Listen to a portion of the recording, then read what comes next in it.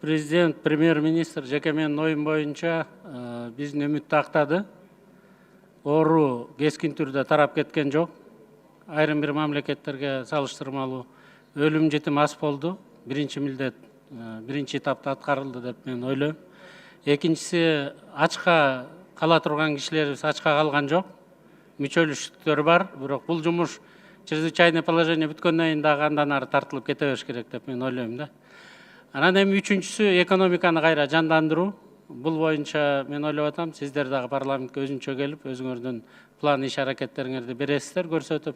Мен бир суроону тактап коеюн деп атам. Урматтуу президент Сооронбай Шарипович, бүт өлкөнүн жетекчилери менен финансовый институттун баары менен сүйлөшүп бүттү да.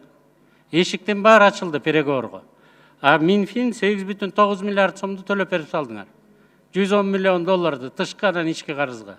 Бул эмне кылып атасыңар? Мага ким так жооп бере алат? Ушуну просрочка кылып, просрочкасын төлөп коюп, калган акчаны экономикага жумшасак болот эле да. Эмне үчүн реструктуризация болбойт? Урматтуу Акылбек Сумекович, эми Минфин тарабынан бул ички менен тышкы карыздарды төлөө бул аябай приоритеттүү каражаттар.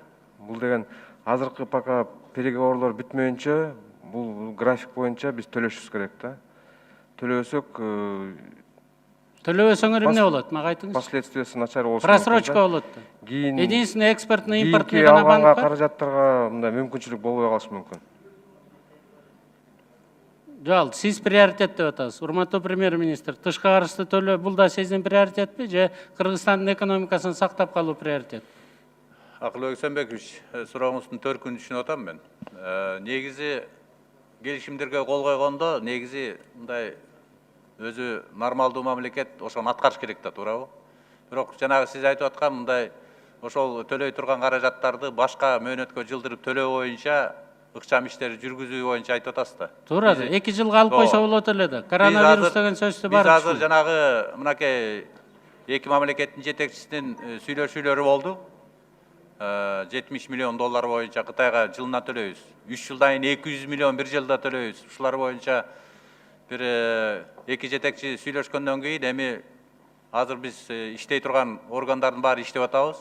Мындан тышкары башка уюмдардын мына келечекте келе турган ушул жылдын мөөнөтүндө келе турган менен сүйлөшүп төлөбөй койгонго процедураларды баштап атабыз. Анан мурун эми убакыт келгендерди переговорду макул деген же болбосо переговор кылалы дебегенге төлөбөй койгон эми туура болбой калат деген ойдобуз да биз.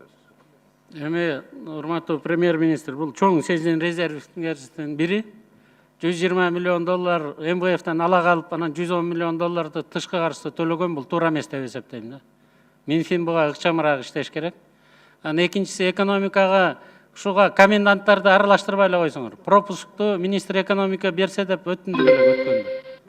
Пропуск боюнча мындай болот. Мэр башында болгон акимчилик, салык инспекциясы болот бул жерде. Салык инспекциясы билет да, ким кайсы тармакта иштеп атат, канча кишиге берсе болот, бардыгында главный книгада турат да. Ушулардын баарын биз айттык, аким башында турсун.